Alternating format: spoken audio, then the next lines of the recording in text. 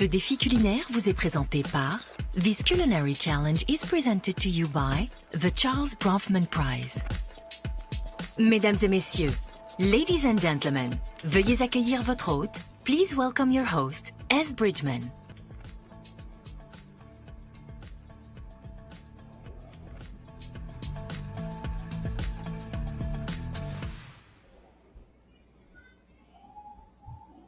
Hello, and welcome to the first collaborative session of C2's Culinary Challenge.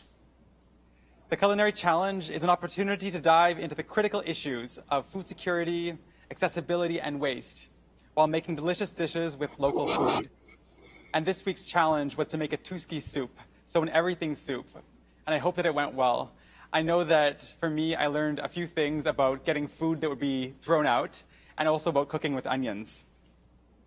The Culinary Challenge is presented in tandem with La Tablée des Chefs, an organization that collaborates with restaurant chefs to provide food to people in need. Thanks to La Tablée des Chefs, more than 3 million food portions have been distributed to people in need, and over 300,000 youth have participated in culinary training. The main objective today is to explore how to increase food security in your communities. When I talk about food security, I mean having access to healthy and affordable food. In terms of the structure today, we'll be having a short introduction activity, a conversation with two very special guests, who I'll be introducing shortly, a question and answer period, followed by a breakout session with facilitators from La Tablée. This session has been very popular, and I'm so happy that you were all able to join today. We are lucky to welcome to the session Jean-François Archambault, who is General Director and founder of La Tablée des Chefs, as well as Brazilian-born chef and social entrepreneur David Hertz, who pioneered a model for using food to improve the lives of low-income people. He is the 2019 recipient of the Charles Bronfman Prize, which recognizes young humanitarians. Welcome, both of you. Hi. How are you both doing? I saw you dancing to C2's DJ in preparation for the session.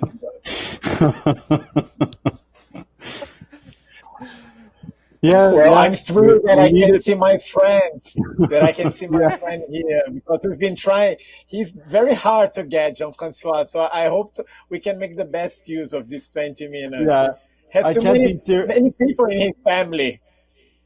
I have a hard time being serious around David. We like to have fun together. Well, perfect. So we're going to have a fun time then in today's workshop. I'm so glad you're both able to be here. To get us warmed up and to give an idea of who's in the room, I'm going to ask you a few questions, and I'll ask you to put your answers in the Q&A box to the right of the video chat. So my first question for you is, where do you mainly source your food from? So that might be a grocery store, a food bank, farmers markets, your garden, restaurants. Of course, only answer if you feel comfortable. But where do the main place you source your food from? And you can actually just put some of your responses in the chat, and I'll be able to access them right here. I'm seeing some of the comments coming in that are already there. Lufa Farms, which is a place where actually food is grown on rooftops. Lovely. Grocery store. Let's keep your answers coming in. Lots of grocery stores. I think a lot of our participants are going to grocery stores to get their food sourced. Lovely. And local markets as well.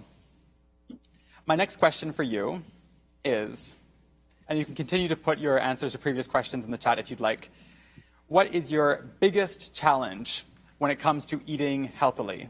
So what is your biggest challenge when it comes to eating healthily? And again, you can put your answers in the chat.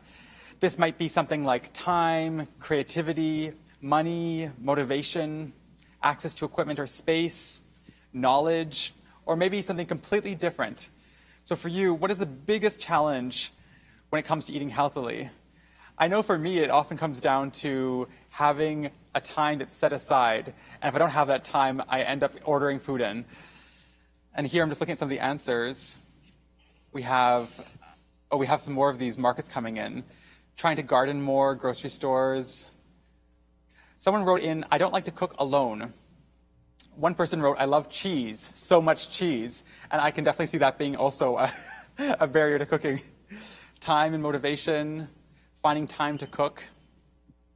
So I'm seeing time coming through as a main sort of factor there. As a last sort of question here, I'd like to ask, what comes to mind for you when you hear the term food security? So when you hear the term food security, what comes to mind for you? And again, you can just put your answers in the chat there. And when I look at some of these answers here, I'm getting some more of these time answers that are just coming in right now. So I think time is definitely one of the main things that's blocking people from having a chance to cook. So Adrian wrote down, poor diversity in the Quebec market because of the weather if you want to eat locally. Vanessa wrote, feeding 10 billion people. Marie-Pierre wrote, food is life. Dave Lank wrote, access. Having access to affordable food in walking distance. The affordability of healthy food. I'm loving these answers. Keep these coming. This is beautiful. Planning ahead. Families not having enough food and food deserts. Accessibility and sustainability. Opposite words. Knowing what I'm really eating. Access to nutritious food. Lovely. Thank you everyone for participating in this warm-up activity. We're going to move on to a conversation between our two guests. And I'd love to ask both of you if any thoughts came up as you were hearing these chats that were, these responses that were shared in the chat. I think the poor diversity depends really on the season, because right now we have access to a lot of things, and a couple of months ago even more. I think when you look at what we really actually cook, we don't need that much diversity to eat healthy. We always come back to the same ingredients when we cook, and sometimes to the same 5, 6, 7 recipes. So I think that diversity, if we want to look at diversity, there is diversity in our own markets. It depends on the seasonality. So the diversity is there. I'm almost hearing like there might be some myths around what it takes to actually eat healthily. Time for me is of the essence. For sure, time has to be planned. It has to be planned. You can't make it if you're not planning ahead, sourcing the ingredients and having the things previously stored or accessible in your fridge, in your house, or close by. I think that's a must. Beautiful. David, do you have any thoughts there? So I come from Brazil, land of prosperity. If we see the nature we have, the climate we have, but still 10 million people go home hungry, not having one day a week meals for enough the family. So when you started to ask, I started to look, where do I buy? I can afford, I'm the 1% that can go to an organic farmer's market every Saturday, and I have time to cook during the weekends because I'm single and I can have friends. So I'm very like I'm here representing Brazil. But if I go to see Brazil and we work with food security, with capacity building, serving underprivileged communities, there are 4 things that are very important. All the access I have, people don't have access. People don't have access, especially if you live in very underprivileged communities. Everything we'll find when you go to these vulnerable places are multi-processed food. So there is no option. The second is the cost. The cost of food in Brazil raised 20%. So this creates more inequality. I guess information and knowledge on how to use food, how to use the whole ingredient, which is linked also to status. People still want to put meat into the table, which makes you look like richer. And the last thing is time. People don't have time to cook. Single mothers, the most one that are working, are constantly going there and to work and coming back, and there is no time. So when we talk about food security, I love all the answers that came from the audience, because that's the really thing that we François, La Tablée Chef, myself, Gastromotiva, and so many other organizations that we call social gastronomy organizations are doing around the globe to make food closer to people and to nature again. I'm curious, we've had a really big year with a pandemic, and I'm curious, what is the current food security situation, state of affairs in the world? I'll let David start. So I think we are having like a huge still like this multi-processed food and the like we say the non-diversity of grains and everything you have to the table. So we are going with the monopolium. So it's very hard to change the system. There are too many pieces of the system from farm to table to actually generating waste that needs a big systematic change. So I think with COVID, it accelerated a lot of the process of like food inequality and food insecurity. When you see the World Food Program getting the Nobel Prize, is that something is really, really wrong. It expected to double the size of hunger in the world. And a year ago, we were talking about how we will end hunger by 2030 with the SDGs. So I think it's all very imbalanced. So we could spend hours here talking about one side of the value chain.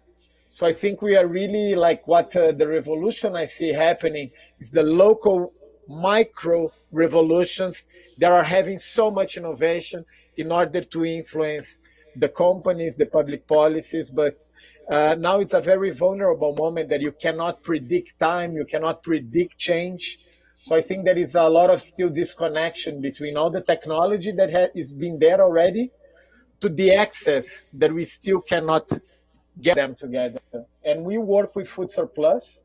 There were a lot of food donations because of solidarity, of empathy, especially in Latin America. Now things are going down. Donations are going back. Business is back to usual. It's very disturbing as a social entrepreneur to see what's going on the social issues related to food, which generate all the social issues we have.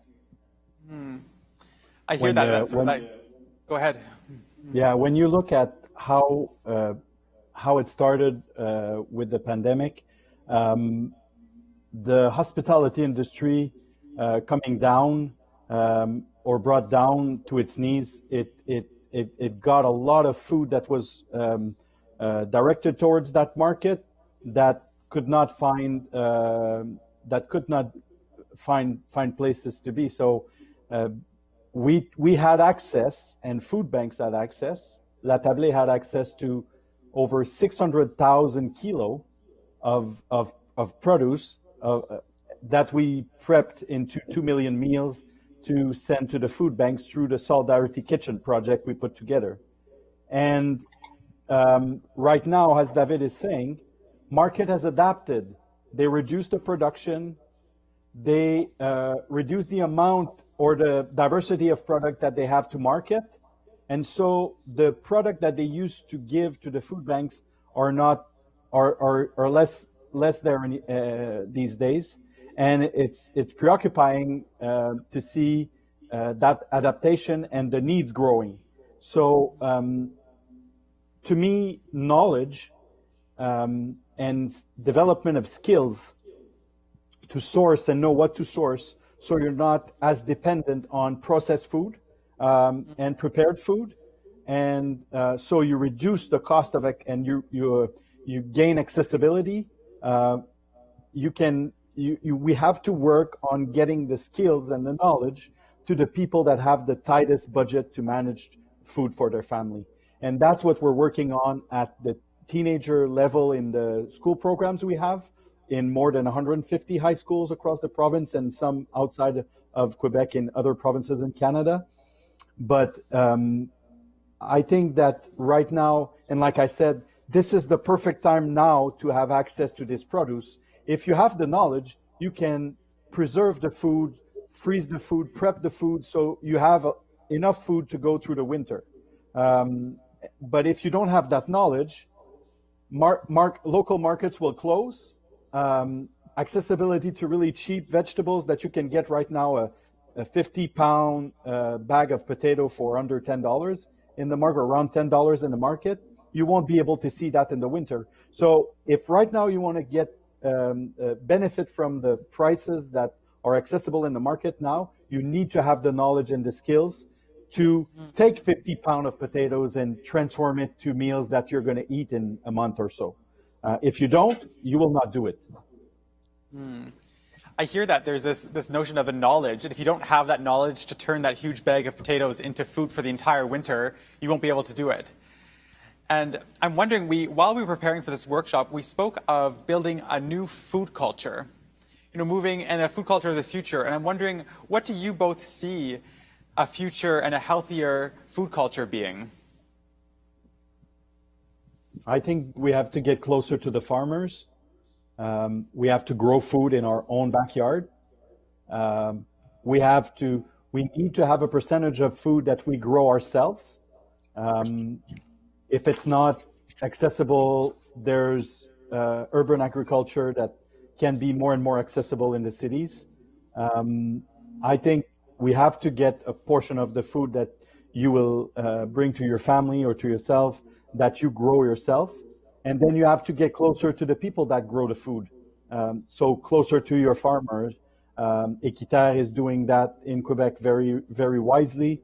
You mentioned Lufa Farm. Lufa Farm is somewhat, maybe not as much as accessible price-wise for people in need. But I think that giving people access to a piece of land so they can grow food is probably the wisest thing to do right now, and start showing the kids how to grow food in the schoolyards, I think is also something very wise to do, to build that culture and start from the roots, to bring these kids and create awareness so that they understand how food is grown and they respect food and the food system that we are trying to build. Beautiful. Thank you. I completely agree with everything Jean-François said, but I want to bring other layers that I think are very important, especially on the belonging and empowerment that communities in need. So we need to review, especially here in Brazil, and I think all over the globe now, review our history, our cultural history food, all the heritage food we have, our ancient food, so we can start respecting the recipes, respecting the people. The people need respect. That's what I say. I think there is still a layer that I want to add to that. It's changing the values. We need to review our values. I think COVID came, made us all become isolated, and we could review who we are, at least look at the mirror. But a lot of people couldn't do that. They are in need. They need their jobs. So there are other sizes of the coin that for people like me who are in Brazil, we need to bring still more, I would say, consciousness to what's going on. And then when you say knowledge, I believe now Jean-François and I, we are old already. His children, it's this new generation that will really be able to make the change. It's his children. And then you need to teach them these values of solidarity through food, using food as a really tool to create bridges, and then we can get healthy meal. And I tell you, food education, when it's done with joy, when it's done with what you have, children really want that. So I also want to finish, like Jean-François said, building the next generations. These children that are coming that are already different. They are already different. But I think there is so much to learn about food. There is so much to understand about how to do a plate. So it's to break everything we learned until now and go back to basics. There's Beautiful. A friend of mine, he said, we need to remember the future. We just need to remember the future now. That's all we need. I like that. Because nature is telling us. Yeah, nature is telling us that right now, everywhere. And the only way we can afford and support everyone to be fed is to understand what nature is telling us. And then we need to learn about the land, about the air, about the seasons, and not be naive that will solve the problem. You need people like Jean-François and us and everyone that is at C2. We need to pressure the governments and the industry to make better food and more affordable to everyone. Thank you. In just a couple of minutes, we'll be moving into a Q&A section. So you can begin putting your questions in the chat and we'll be able to share some of them. I have a question that's here just for myself. You're both working directly with both adults and youth, working on that paradigm shift, that shift of consciousness.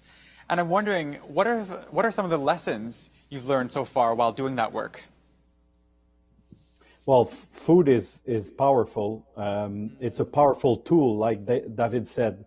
The more people will be in contact with experiencing, gaining knowledge, learning how to make bread. A lot of people don't know how to make bread. Cook things properly so you're able to enjoy them. We have kids from youth services that never ate a family meal. So you talk about the values, the family values. Even if we start building these with these kids right now, it's not too late.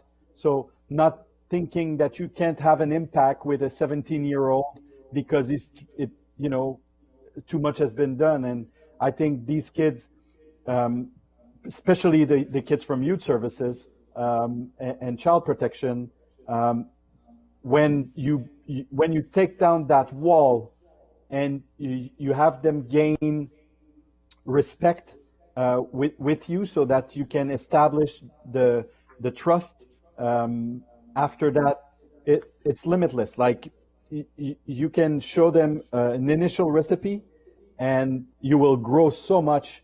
They will grow as a person, they will connect with others, and you just bring them all together in a kitchen and it creates magic. So either it's adults or it's children, it is the same.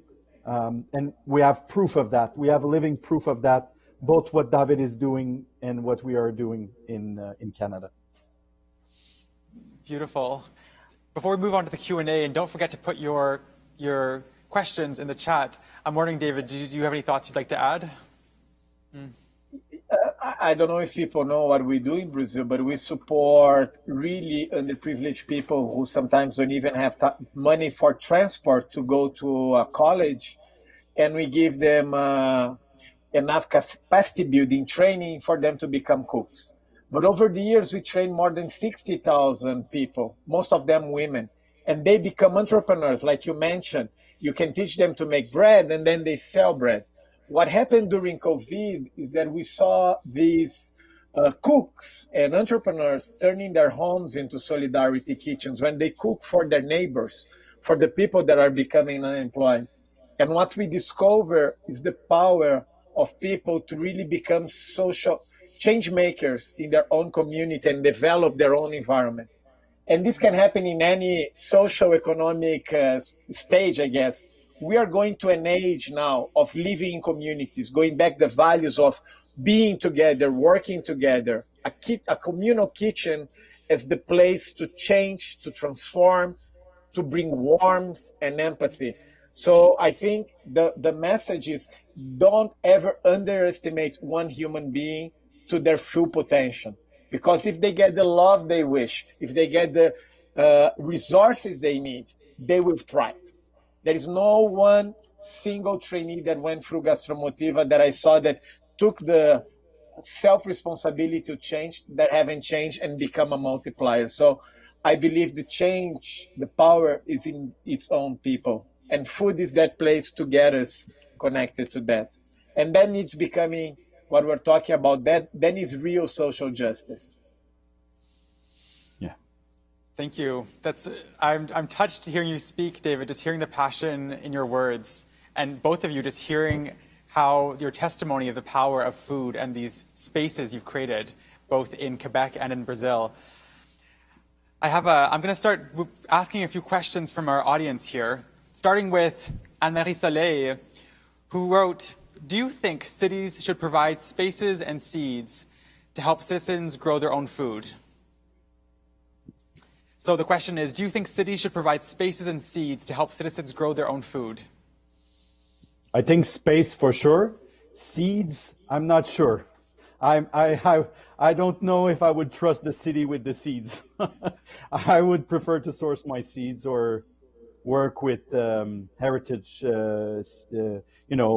non-for-profit organizations sourcing the seeds in partnership. I would trust that better. Not that I don't trust the city, but it's just, I think it's not their core business to do that. But space, definitely, and tools, and accessibility, and energy, whatever the city staff to make sure that the space is properly set. Sometimes they give the space, but they don't prep the space so that it's functional for doing urban agriculture.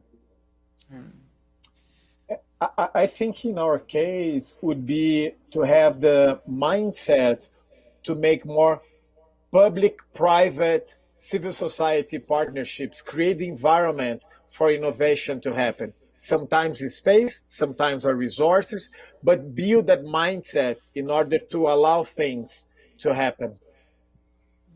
There is still worked on a fixed mindset on an economic value of saving. So you cannot make change if you don't go to the real core, what needs to be changed, which is the mindset. And governments are the last ones to change. So starting with the mindset, with the micro, because the government will be the last one to change. There's a question here. I think everyone here can be an advocate for that.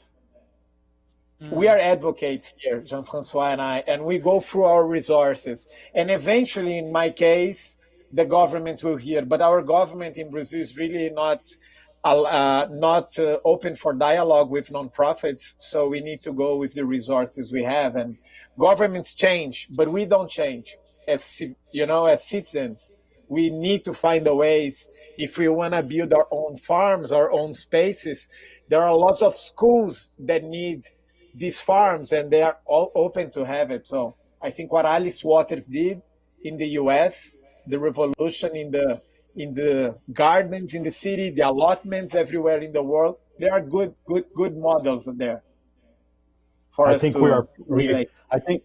I think we are privileged here in Quebec to be working with the Ministry of Agriculture and have access to the Minister of Agriculture so that we can guide them the best we can, and they start to listen better to the social sector and the community sector.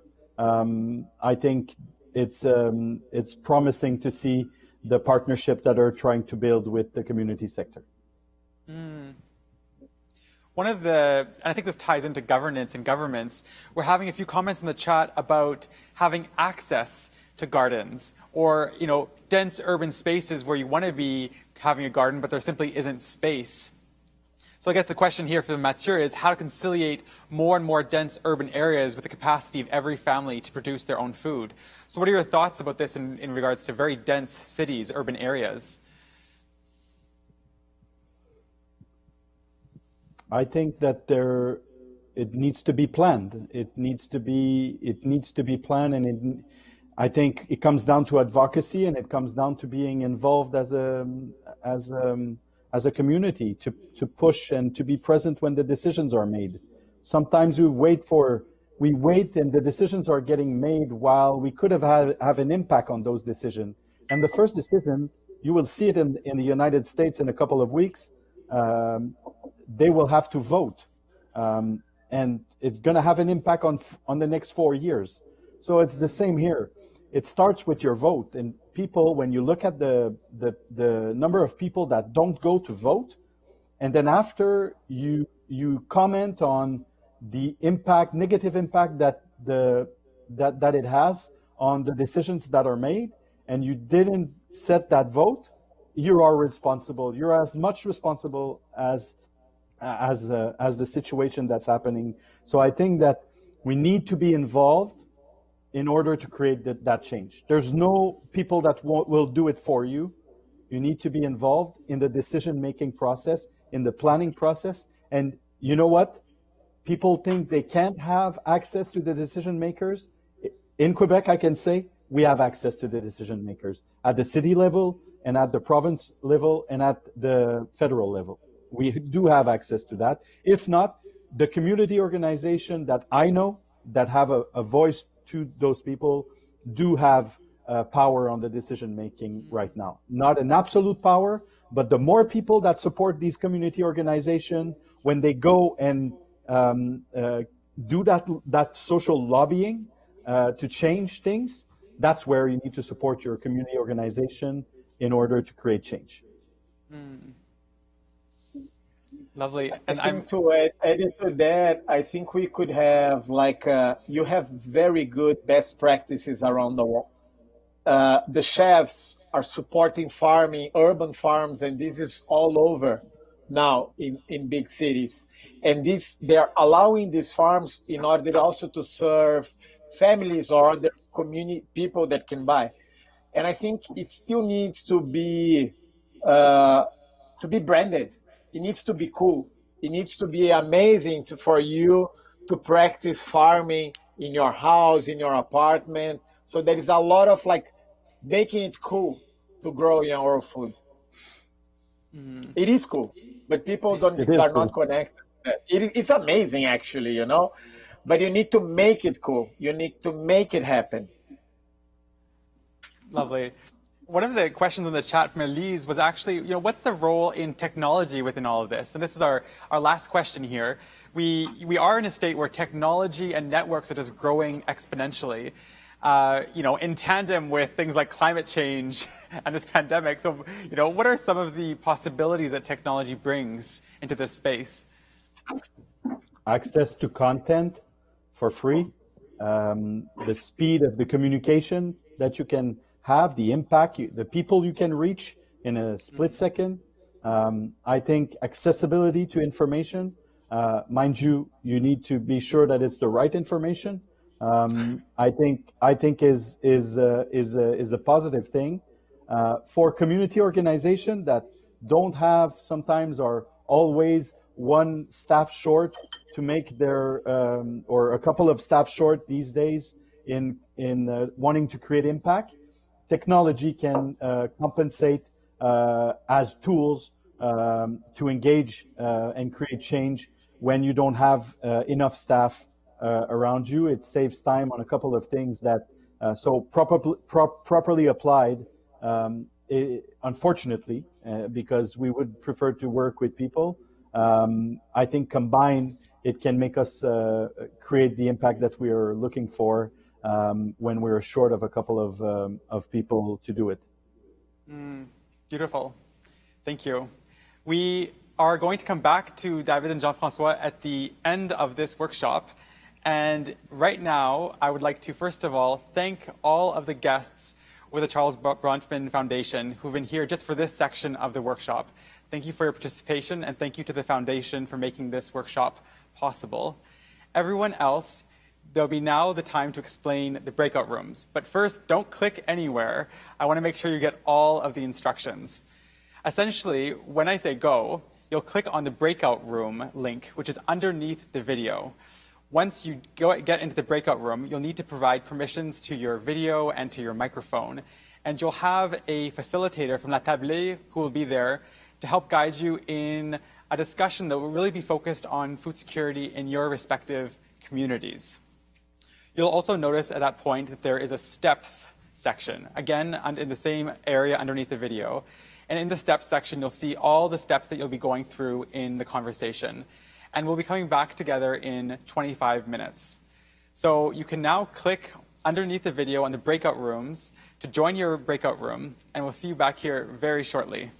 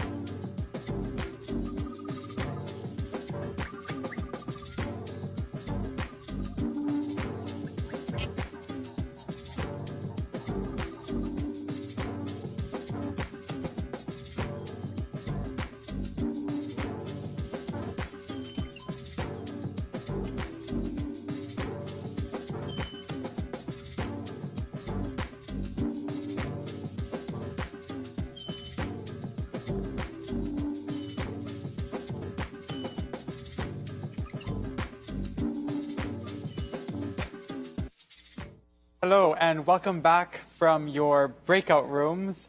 I hope you had a lovely discussion with your group and with your facilitator from La Tablée. And I would like to invite you to write in the chat the action that you encountered at the end. So the action that your group decided would be most beneficial to bring forward. And so you can write that in the chat. And while you're writing those in the chat, I'd like to just ask you, Jean-François, how, we're in this pandemic situation, and I think a lot of people can feel disempowered. So I'm wondering, how can people be empowered to be helping their community even in a pandemic situation? I think volunteerism is still possible. People have to be careful and respect the precautionary measures set forth by our government. But there's a lot of opportunity to volunteer still, and it's much needed. When I look at the food banks, or I look at your local community organization, there's reach out to them and maybe ask them if they need support and help. And the other thing I think is awareness around what's happening in your own community. So getting connected to your community, either by calling the city or calling the different organization that you know to seek what is possible to do to help. And when you're preparing, and I know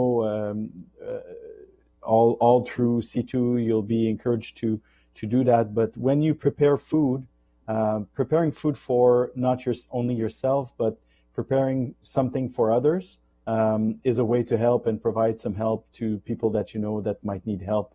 It might not be only because of money or financial needs, but because of health related issues around COVID.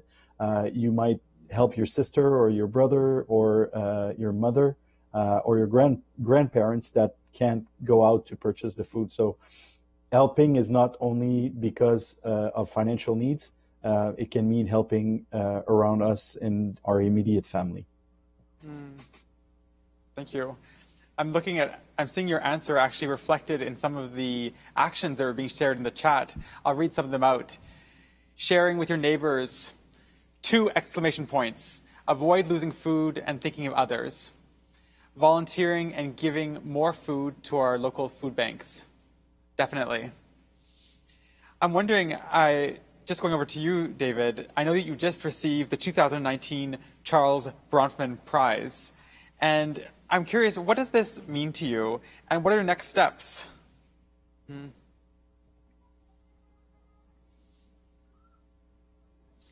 Thank you so much, and also the opportunity to share. I'm honored because I would never imagine myself being recognized by the extended Jewish community in the world.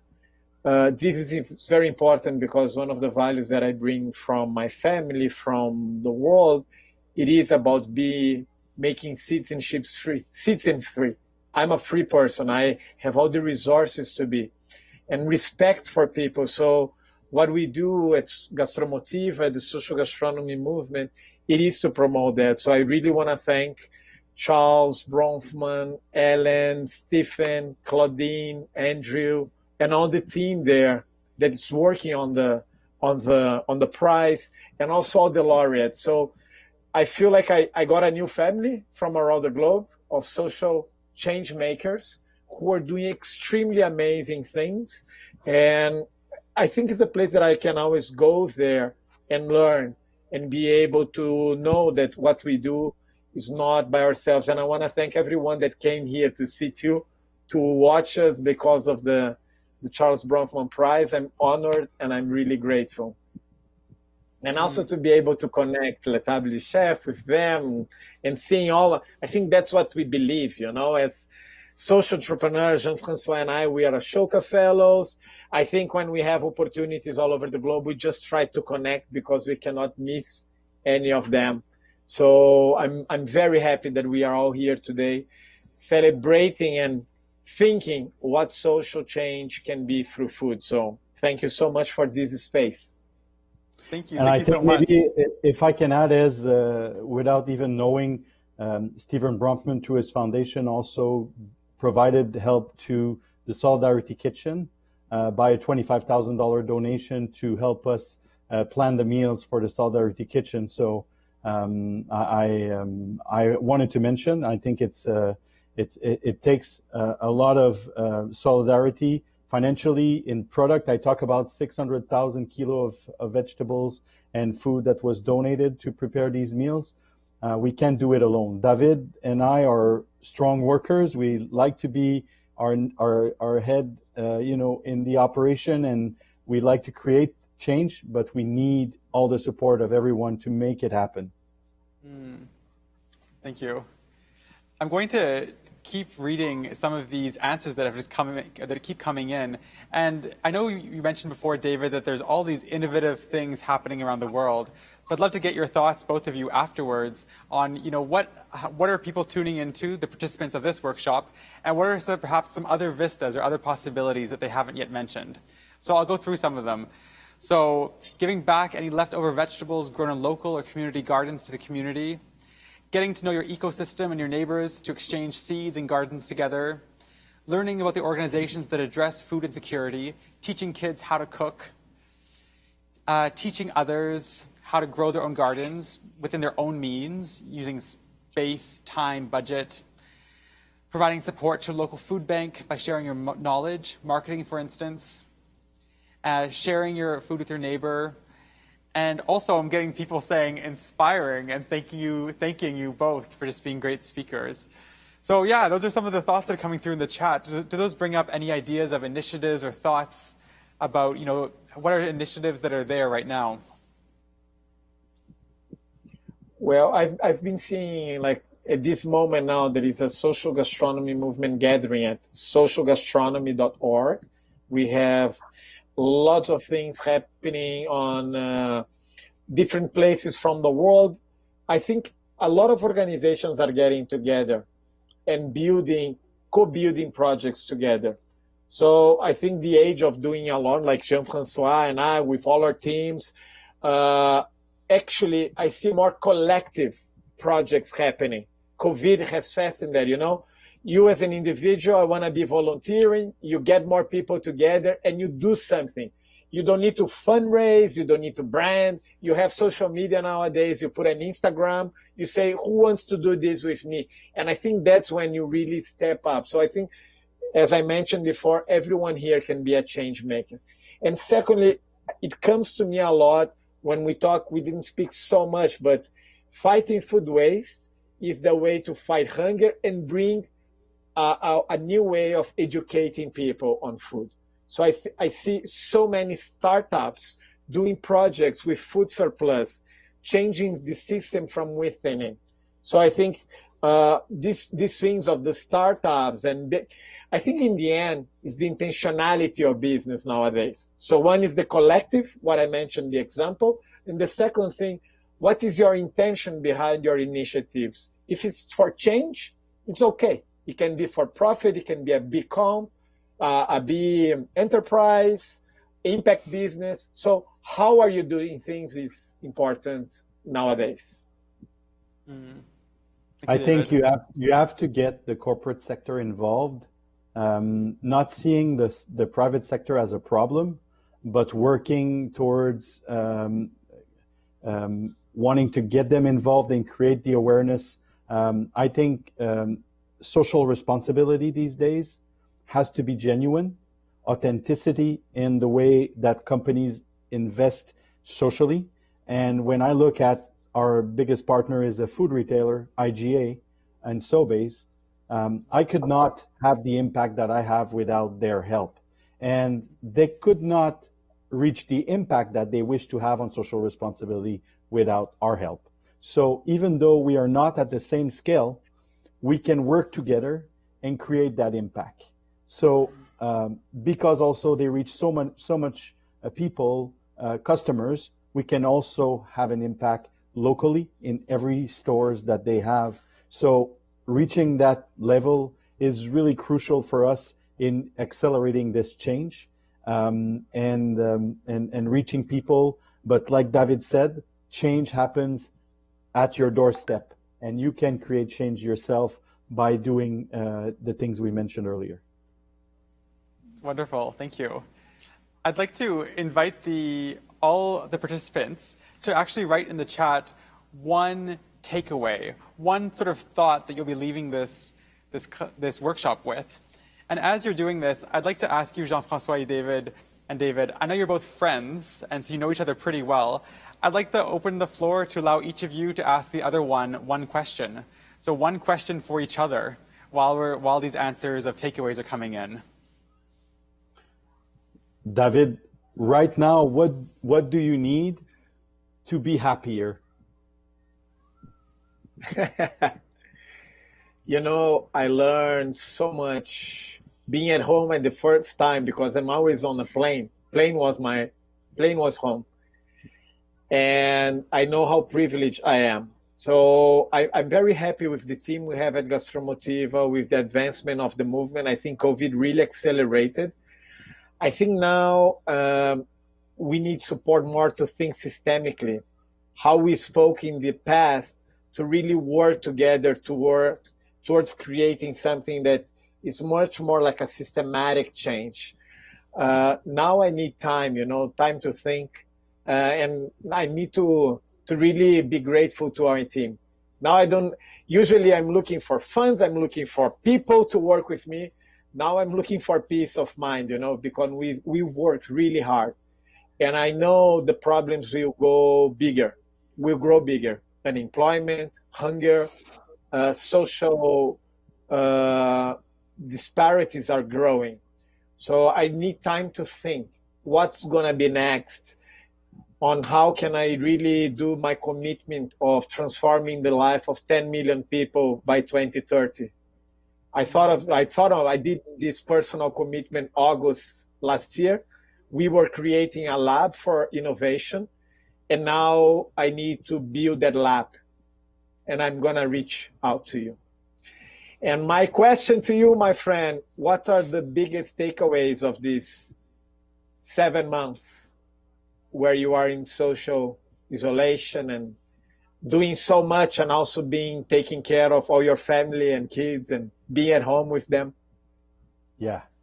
I can become a coach on working from home, because we had to manage the 5 kids at home and the twins that got their 1-year anniversary.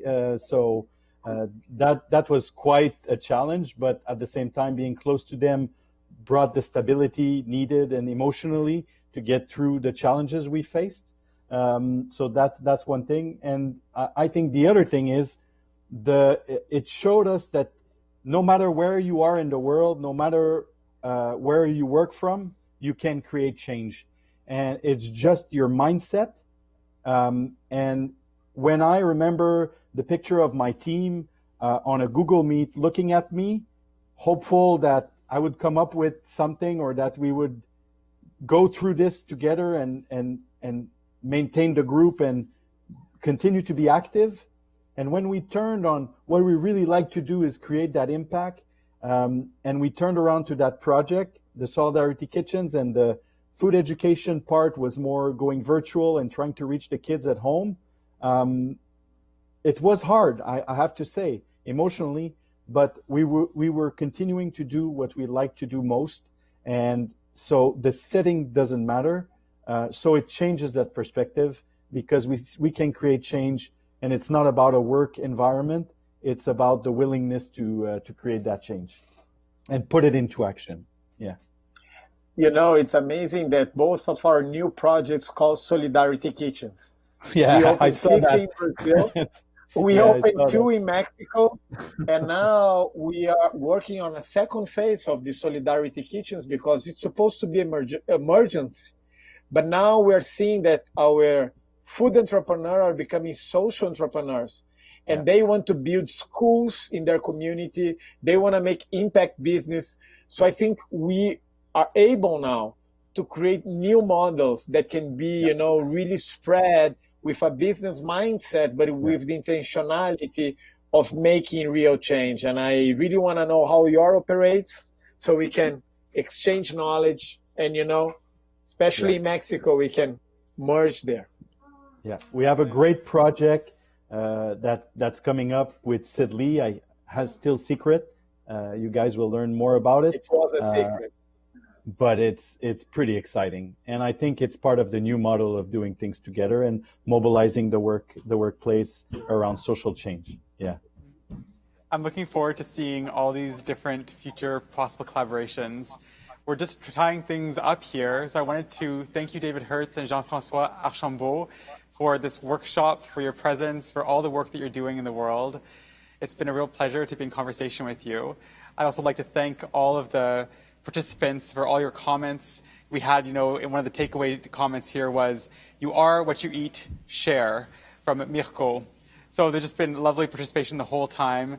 I'd like to highlight that there's actually another culinary session happening next week. So if you liked this one, please come back. Next time we'll be diving into food waste specifically, and also food accessibility through cooking skills. So thank you everyone, and enjoy the rest of your C2 experience. Thank you. Thank you very much, both of you. Thank you. Ce défi culinaire vous a été présenté par This Culinary Challenge was presented to you by the Charles Bronfman Prize. Mesdames et messieurs, le programme officiel est terminé pour la journée. Nous vous invitons à continuer le réseautage sur la plateforme et à nous retrouver ici demain. Ladies and gentlemen, the official program is now over for today. We invite you to continue networking activities on the platform and to join us again here tomorrow.